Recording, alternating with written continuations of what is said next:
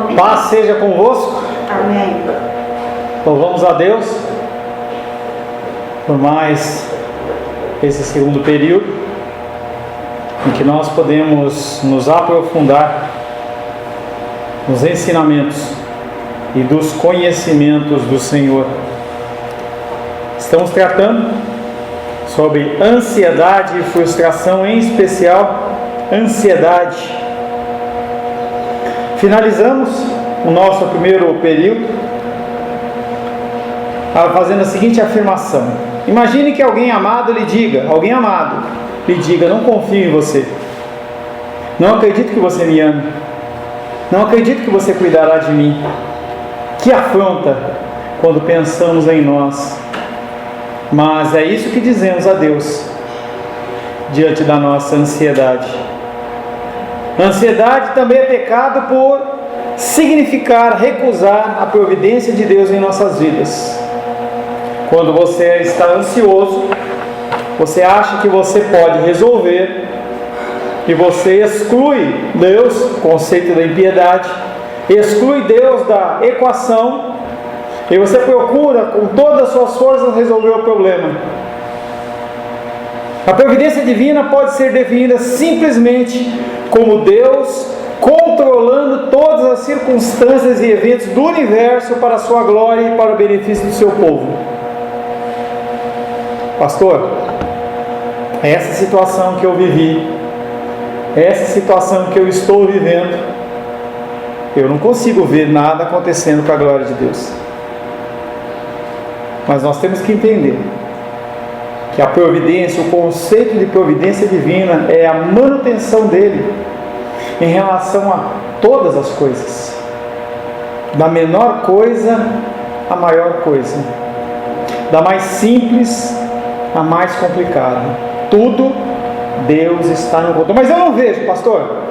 Deus continua lá. Pessoas que passam por grandes reveses de vida, de saúde, de luta, de perdas, eles falam: aonde está Deus? Na palavra de Deus, lá no livro de Reis, Crônica, fala assim: aonde está o Deus de Israel? Continua no mesmo lugar. Ele agir de uma maneira diferente do que você espera, não quer dizer que ele não está agindo. E não quer dizer que a ação dele não é a melhor para a sua vida. Pastor, eu não consigo ver essa situação na minha vida como sendo o melhor de Deus. Pois é. Deus, ele respondendo a isso, segundo a reclamação de uma pessoa, ele fala assim: os meus pensamentos não são os vossos pensamentos. As ações de Deus não são as nossas ações. E as ações de Deus têm uma finalidade: o nosso bem. Mesmo que naquele momento não pareça que é o bom. Não pareça que é o bom. Pastor, você consegue viver isso? Não. Quando a dificuldade vem sobre a minha vida, eu fico ansioso, eu murmuro, mas eu atesto para você que isso faz muito mal e não resolve nada. Eu sou como você, uma pessoa que luta contra a ansiedade. A providência divina pode ser definida simplesmente como Deus orquestrando todas as circunstâncias e eventos do universo para a sua glória e para benefício do seu povo. Você é salvo? Sim ou não? Sim. Se você é salvo, todas as ações de Deus são com o propósito de, primeiramente, Ele ser glorificado e para o seu bem. Nunca uma correção de um pai para um filho é agradável. Eu não me lembro de ter chamado a atenção da Luísa ou repreendido ela fisicamente ou de qualquer outra forma e ela falar assim: papai, que delícia, é legal, obrigado, eu sei que você me ama. Não é assim. Eu lembro que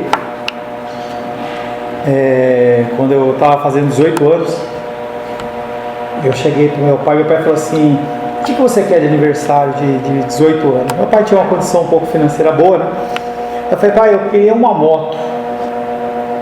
Aí ele, jeitão dele, ele falou assim: não, moto não, eu acho que é perigoso. eu vou te dar um carro. Não é 0 não, um carro. Aí eu olhei para ele e falei assim, se for moto, eu não quero. Se não for moto, eu não quero. Aí ele respondeu para mim assim, que bom, eu não vou gastar dinheiro. Aquilo para mim foi odioso. Naquele momento eu me senti frustrado. Eu não falei, obrigado papai, realmente eu sei que você está pensando no meu bem. Nunca! A ação de Deus é a mesma coisa. Pegava o carro e vai comprar outras motos. O que foi, Diane? Tá vendo? Poderia ter pego o carro e depois vai comprar outras motos. Não, mas aí essa é uma afronta contra o meu pai. Aí dentro da educação antiga, eu fazer isso era uma afronta, eu não ia fazer isso nunca. Tapa na orelha, tá louco? Fala, Vinícius.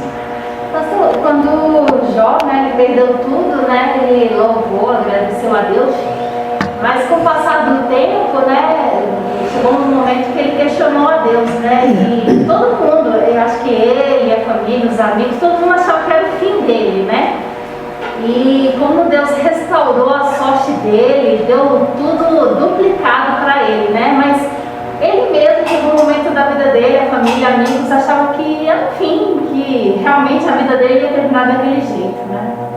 E? Não, e é isso, assim, né? Então, assim, ele, a família, achavam que era o fim, e como Deus mudou completamente da água para o vinho a vida dele, restaurou completamente a vida dele, deu um final feliz para ele, né? A providência definida pode ser definida simplesmente como Deus orquestrando todas as coisas e eventos do universo para a sua glória e para o benefício do seu povo. Alguns cristãos têm dificuldade de aceitar que Deus realmente controla todos os eventos e circunstâncias. Não é alguns, praticamente todos. Até aqueles de nós que acreditam, muitas vezes perdem de vista essa gloriosa verdade. Dependendo da intensidade da luta, do tempo que essa luta perdura, como no exemplo que a menina falou de Jó, o que acontece é que a pessoa ela vai se debilitando na sua fé. Em vez de crermos, somos propensos a nos concentrar nas causas imediatas da ansiedade, em vez de lembrarmos que elas estão sob o controle soberano de Deus. Tudo está no controle de Deus. Tenho de confessar que a ansiedade é uma das minhas tentações mais persistentes. As contas, as dificuldades, tamanho da igreja, situação de alguns irmãos e irmãs. Acordei, acho que eram umas 4 da manhã, mais ou menos.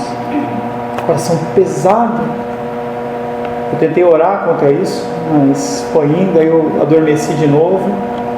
E aí quando foi umas 10 para 5, acordei de novo, ansioso, angustiado. E eu fui orar, aí eu já levantei, né, que é 5 horas a hora que eu levanto. Fui orar pela vida de cada um de vocês. E é difícil, essa ansiedade ela nos consome, me consome. Não que eu viva com medo que o céu desabe sobre a minha cabeça, aliás, sou mais tentado a ficar ansioso quando trato das coisas do dia a dia, a conta de água, a fatura do cartão de crédito, essas coisas que me abalam, que é exatamente o tema desse estudo, são as coisas do dia a dia, coisas futuras de que muitas vezes não temos controle. Assim a tentação da ansiedade bate a porta e você só consegue olhar para você e falar assim, será que eu vou conseguir? Será que eu vou vencer? Será que mês que vem eu estou aqui? Será que não é melhor eu desistir? Falava com uma pessoa ontem que a pessoa falou assim, eu estou com vontade de desistir. Será que desistir é a solução? Jogar toalha. A pessoa está nadando contra a maré, entendeu? Tentando vencer a maré. E aí chega uma hora que ela cansa. Será que desistir é uma opção? Será que é a melhor opção? Suicidas acham que sim. O suicida ele acha que aquela situação não tem mais saída, então é melhor eu tirar minha própria vida. Resolve? Não.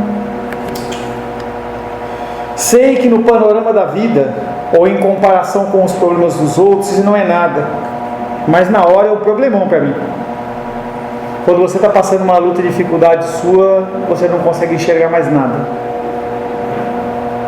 As pessoas da África que estão morrendo de fome não estão sofrendo como você. As pessoas da Síria, que não tem mais casa, foi tudo destruído por bomba, eles estão passando alguma coisa menor do que eu estou passando. Esse é o pensamento. Meu esquema é provisionar os recursos para cada despesa até que ocorrerá daqui a 6 meses. E não há problema de você fazer esse tipo de plano. Eu gostaria muito de ter 3 vezes, pelo menos, uma reserva de emergência das minhas despesas do mês. Olha que coisa boa, hein? Imagina. Entendeu? Hein, Gênio? Hein, Gênio? Você tem aí um dinheiro que você não precisa mexer, você deixa lá. 5, 10 mil reais parado. Se eu precisar... Coisa linda. Mas e se Deus tiver plano diferente? O que é normalmente o que acontece.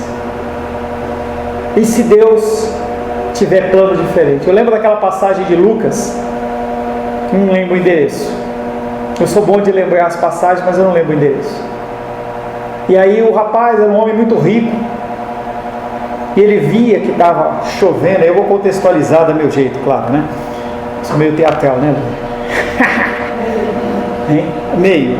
Aí estava chovendo bastante, estava um clima bom, tal. Ele falou assim: eu vou plantar esse ano e vai dar muita coisa. Não vai caber nos meus celeiros. O que eu vou fazer? Já sei. Eu vou derrubar esses e construir outros muito maiores, porque eu vou despender minha energia, minha força, meu vigor, vou construir, e quando tiver construído eu vou pegar toda a minha colheita e vou lá e encher aqueles celeiros, e a partir daí eu vou viver numa boa. E assim ele fez. Não, a palavra de Deus não fala o que ele teve que fazer para construir essas coisas, mas pelo desfecho da história, em que o anjo, o Deus, chega para ele e fala assim: louco, hoje pedirão a tua alma. Ele pode ter retido o salário dos funcionários, ele pode ter não pago eles como deveria, pode ter maltratado, pode ter emprestado dinheiro a juros, pode ter feito um monte de coisa. E aí aqueles celeiros todos construídos, todos cheios, ele morreu. Fazer planos não é problema. O problema é você achar que Deus está fora dessa tua equação. Você pode até não saber. E aí eu vejo a minha filha fazer um exercício de física e de matemática lá. Deus é o X. Sabe aquela equação que ela coloca assim, 3x mais não sei o que? Deus é o X. Você não sabe qual é o X, o valor de X. Na equação você pode até calcular, mas na equação da vida você não calcula. Acho que foi ontem, a Luzinha colocou um vídeo lá no zap da igreja, né, de um rapaz, aí e no vídeo falava, foi mesmo o seu problema, né, de um rapaz mesmo, e às vezes a gente fica tão voltado no nosso mundinho, né, nos nossos problemas, né, e eu vendo esse vídeo, né, eu falando, Deus tem nos abençoado tanto, né, as nossas vidas, com tantas bênçãos. E ao olhar esse vídeo que a Luzinha colocou, eu falei, gente, e a gente tem tanto para abençoar a vida das outras pessoas, e a gente ainda se entristece, a gente está tão suprido das bênçãos de Deus, e a gente ainda fica triste e encontra motivo para murmurar, sendo que a gente está sendo tão abençoado por Deus, para abençoar outras vidas, e a gente ainda tem motivo para se entristecer e murmurar, vendo um vídeo desse como a Luzinha colocou no zap da igreja, sabe? Meu esquema é provisionar os recursos para cada despesa até a que ocorrerá daqui a 6 meses. Se Deus tem um esquema diferente. E se o plano de Deus é que a provisão ou o livramento ocorra no último minuto? E se Deus não quer resolver isso? E se Deus quer que aconteça... Gente, eu não estou inventando nem querendo chegar em nada aqui, não sei. Entrar no meu arquivo do Word lá, está lá a data, eu fiz semana passada, tá? Eu estou falando isso porque tem um casal que veio aqui, parente da Ingrid Duales, em que eu perguntei, eles gostaram, né? Isso assim, eles acharam a palavra muito dura. Eles acharam que eu contei, pastor, a história deles para vocês e estava contando tudo para ele. Não, eu estava preparado antes, não é eu que estou inventando moda aqui, entendeu? E se o plano de Deus é que a provisão, o livramento ocorra no último minuto, nós vamos lutar, vamos brigar, vai. E o que vai acontecer? Vai ocorrer no último. E se não acontecer, ele continua sendo Deus. Nós não conseguimos ver a ação de Deus nessas situações. E se ele permitir que você entre na cova dos leões? Mas cadê o Deus de Israel? Já que Deus permite que eu entre na fornalha de fogo, cadê o Deus de Israel? Deus não está vendo? E se Ele quer usar essa situação para forjar em você uma pessoa melhor? Sucumbirei à ansiedade e terei um ataque de fúria? Muitos fazem isso. Chuta coisa, briga, quebra, murmura. Ou a opção: acreditarei que Deus está no controle absoluto da minha viagem, do meu esquema, da minha provisão, seja lá qual for. Não quer dizer que você não tem que fazer nada. Quer dizer que, tendo feito tudo, Efésios, vamos ver se eu acho o versículo. Eu gosto muito desse versículo. Cadê?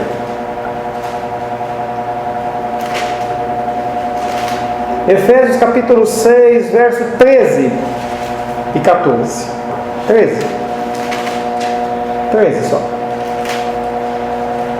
Efésios capítulo 6, versos 13. Diz assim: portanto, tomai toda a armadura de Deus para que possais resistir no dia mau. Ele está falando com crente ou não crente? Com crente, igreja de Éfeso. E depois de ter vencido tudo, ou seja, depois de você fazer a sua parte, permanecer inabaláveis. E aí ele vem descrevendo a armadura de Deus. Você fez a sua parte? Por isso você não fez a sua parte. Aí você vai ficar ansioso mesmo. Você fez a sua parte? Fez. Colocou nos pés do Senhor? Coloquei. Deixa o pó quebrar. Deixa o pó quebrar.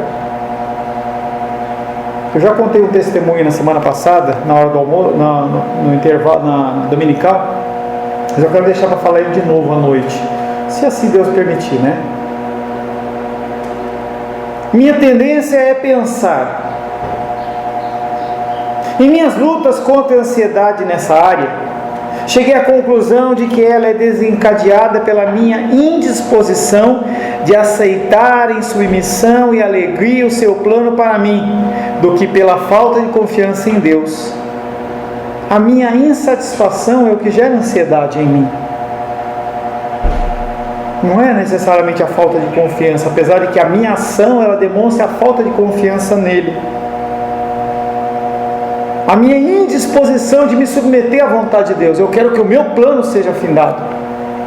Eu investi 1.000 e eu quero o retorno que me foi prometido. É 10%, eu quero receber R$100 de retorno. Eu investi na educação do meu filho, da minha filha, ele tem que dar retorno. Eu investi no meu casamento, ele tem que dar retorno. E Deus não trabalha dessa maneira. Ele trabalha da maneira que Ele quer.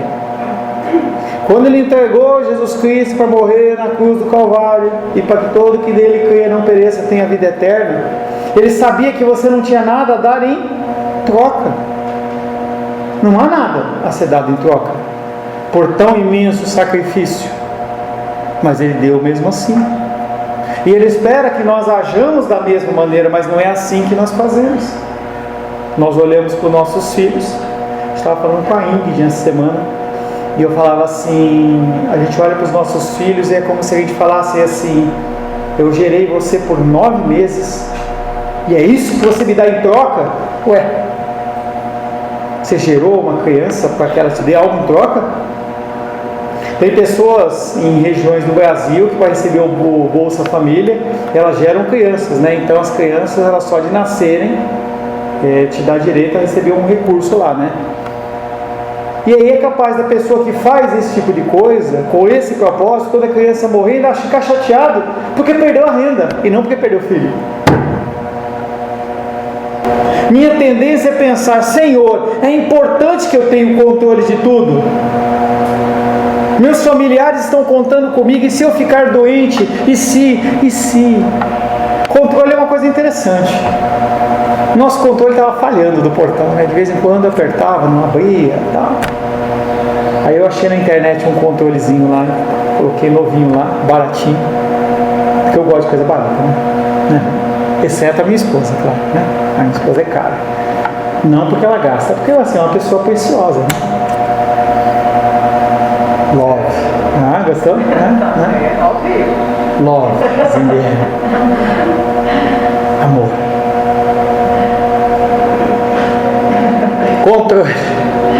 Controle é algo interessante. Quando eu aperto o controle remoto, sabe o que eu quero? Que ele abra o portão.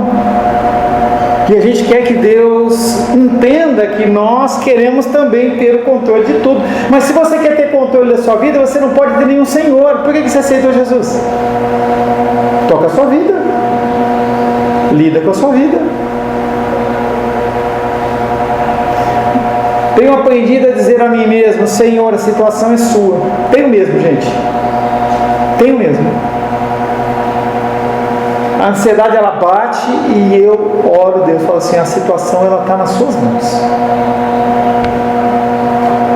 A ansiedade, ela vai reduzindo. Chega uma hora que ela é apenas uma lembrança. Amarga, mas uma lembrança.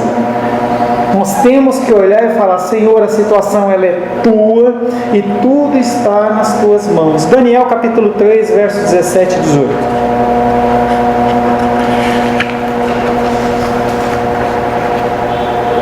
Daniel, capítulo 3, Antigo Testamento.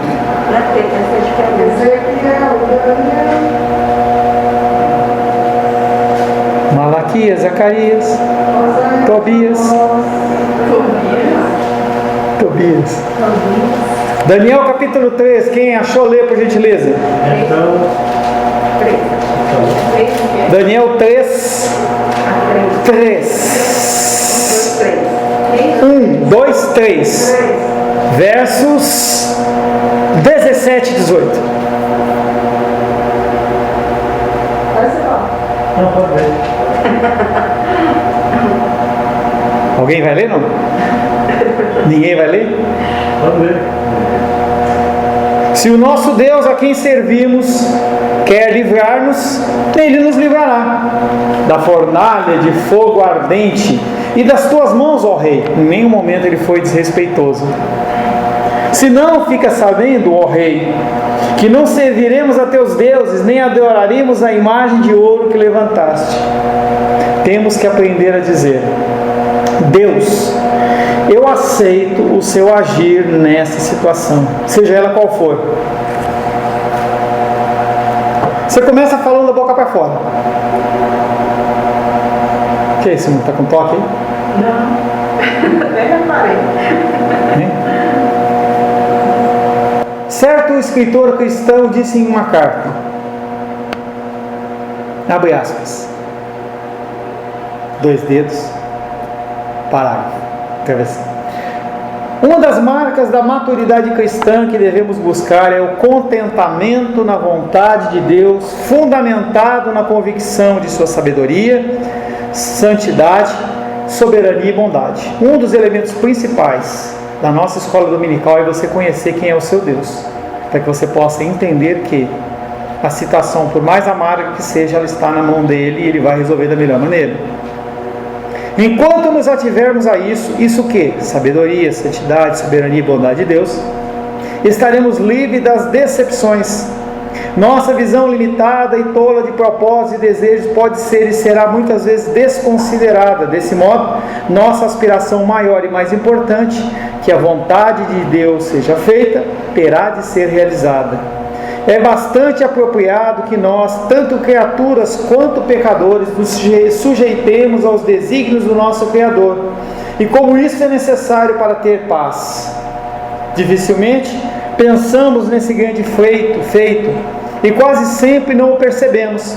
Nossa tendência é fixar a atenção nos motivos secundários e nas causas imediatas dos acontecimentos, esquecendo-se de que tudo que nos ocorrer estará de acordo com o propósito de Deus e, portanto, é correto e oportuno em si mesmo e resultará no bem.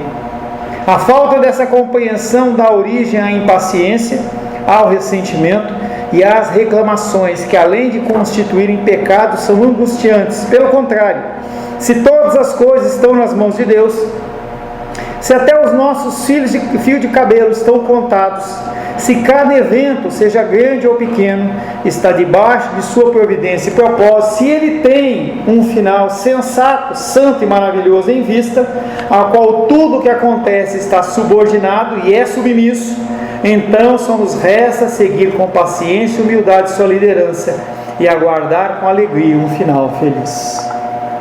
Ponto. Não é uma coisa que é fácil no meio do revés, no meio da dificuldade. Mas, como nós lemos o texto lá de Timóteo, nós temos que nos exercitar nisso. Confesso a vocês que eu estou em pleno treinamento em relação a isso.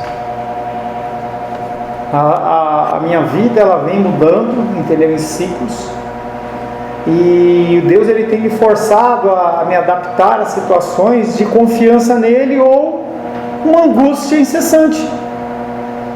E apesar de muitas quedas, eu escolho confiar em Deus. E você também tem que fazer isso. Se você quiser apresentar a sua questão perante no tribunal de Deus, você não vai ter como alegar inocência em relação às coisas que você pensa, fala ou reage. Jó tentou fazer isso. Se você ler o texto de Jó, vai ver que Jó, na condição humana, ele tinha toda a razão do que ele estava falando. Ele havia perdido todos os seus filhos, todos os seus bens. A sua saúde estava UTI. E ele começa a se justificar. E Deus não responde nem o questionamento dele. Ele faz perguntas a Jó. Jó, se você é tão sábio, tão santo, tão poderoso, onde você estava quando? E aí, Jó, ele percebeu que ele não tinha nada. Você pode achar que você tem todo o direito do mundo nas suas decisões. Eu posso até concordar com você. Mas o julgamento perfeito é de Deus. Minha mamãe, ela foi operada e está bem. Mas ela poderia ter ficado na mesa de cirurgia. Quantas pessoas saudáveis ficam na mesa de cirurgia por operações simples? Talvez eu não tivesse esse entendimento. Talvez Deus esteja me preparando para um momento como esse.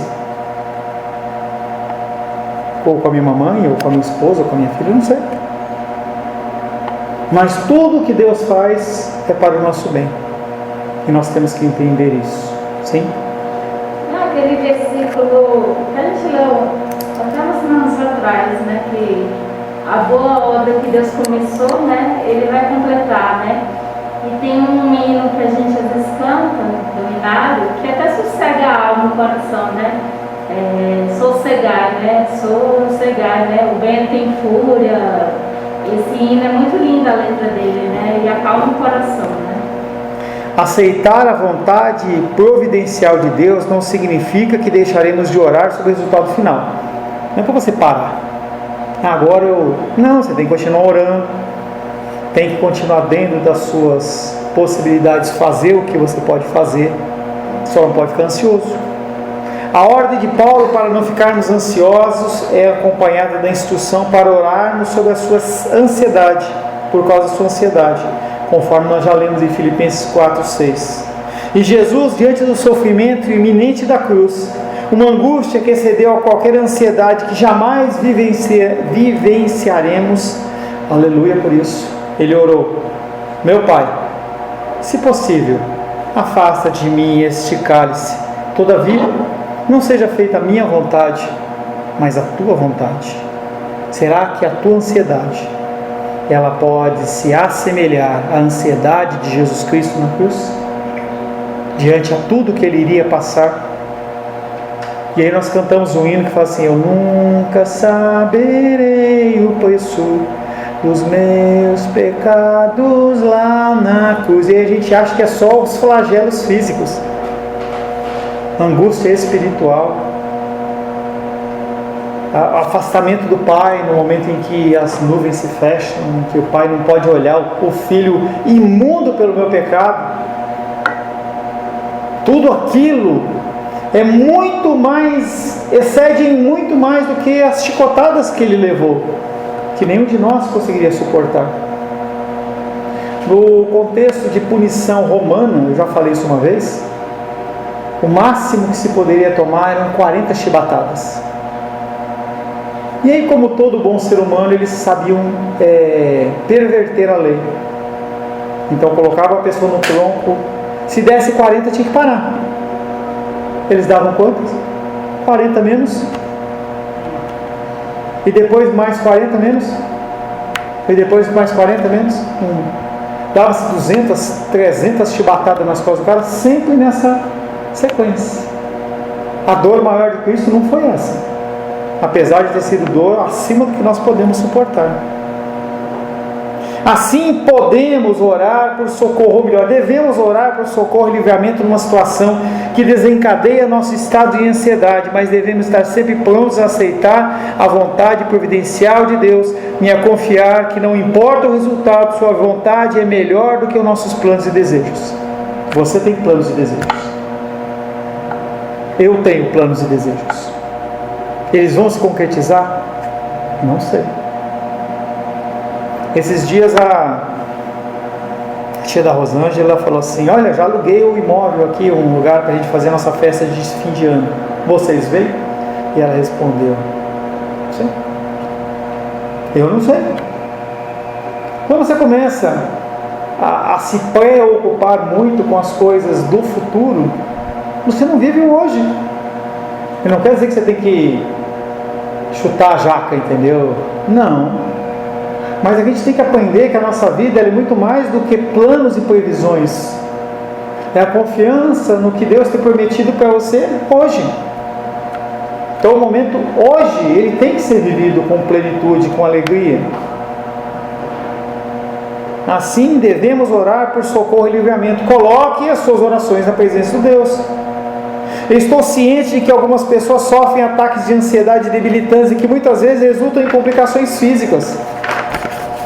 Muitas pessoas, elas estão recorrendo a gabinetes psicológicos e psiquiátricos por conta da sua ansiedade, que vem trazer um contexto físico.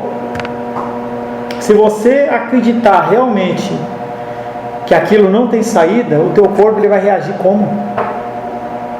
Conversava com o meu médico, eu fui no médico de um check-up anual, e ele estava falando da dificuldade dele lá, que descobriram que ele está com câncer de próstata, e antes ele falou um monte de coisa para mim, sobre ansiedade, sobre preocupação e tal, ele não é cristão.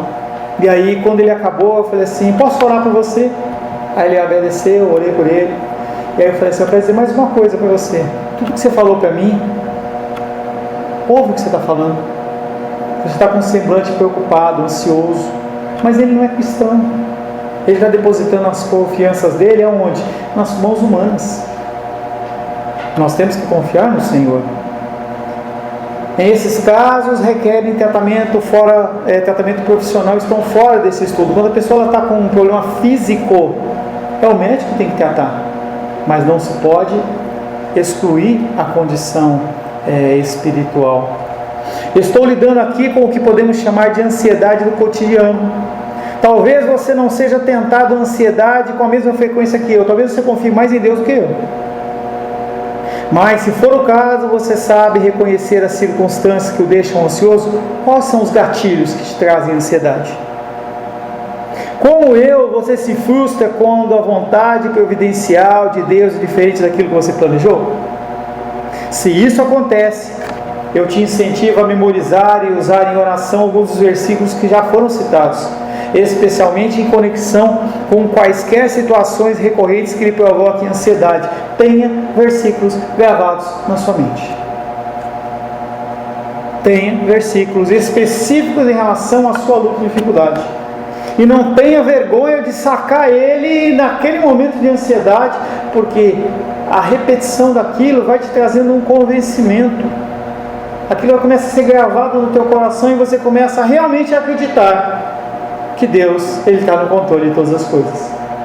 Pastor, tem um versículo que em Romanos, acho que é Romanos 8, que fala que se Deus não poupou a seu próprio Filho, imagina as demais coisas, não nos dará graciosamente as demais coisas. Então a gente às vezes age irracionalmente como os animais, porque se Deus nos deu o seu próprio Filho de forma graciosa, a gente fica ansioso à toa, porque deu Jesus, assim, o próprio Deus pra gente, não as coisas dessa terra, é fichinha, sabe? Então a gente sofre à toa, sabe? Porque as coisas dessa terra tão temporárias, é tão fácil de Deus nos conceder, que a gente fica se torturando à toa, sabe?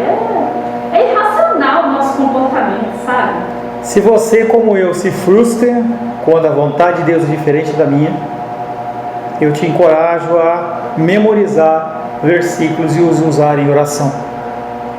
Acima de tudo, peça que Deus lhe dê fé para crer que a vontade providencial dele está acima de tudo e que ela é fruto de uma sabedoria infinita, bondade infinita e tem por objetivo o seu bem. Se você conseguir fazer essa oração no meio da luta e dificuldade, o teu coração ele vai ter paz. Peça então que Deus lhe dê um coração submisso à vontade dele quando ela for contrária aos seus planos. Você tem lutas e dificuldades. Alguns terão lutas e dificuldades hoje ainda, outros durante a semana. E a sua oração tem que ser: Deus, me dê um coração submisso à sua vontade, mesmo quando ela for contrária aos meus planos. Não há nada que você possa fazer a não ser confiar em Deus. Senhor, em nome de Jesus, agradecemos a Ti porque podemos tratar sobre o tema da ansiedade. Eu sou ansioso, Pai. A ansiedade muitas vezes me consome o coração. Eu quero pedir a Ti, Pai querido, que o Senhor possa tornar o meu coração um coração submisso à Tua vontade, cheio de fé, cheio de confiança. E mesmo que a situação não aconteça segundo o meu querer e segundo a minha vontade, que o Teu nome seja glorificado, exaltado e bendito, que eu possa aceitar o melhor de Deus para mim, mesmo que eu não consiga vê-lo como sendo uma coisa boa. Oro em nome de Jesus. Amém. Graças ao nosso bom, querido e amado Deus. Agradeço a Deus pela sua vida, porque sem você seria sem sentido. A igreja existe por sua causa. Quero convidar você às 19 horas para estarmos juntos, dando continuidade ao nosso estudo de 1 Pedro, capítulo 3. Tema interessante hoje. Espero à noite. O amor de Deus Pai, que a graça salvadora de Jesus Cristo e a consolação do doce Espírito Santo seja sobre a nossa vida hoje e sempre. Amém. Que Deus te abençoe, te leve em paz, te conceda a graça. Vá com Deus.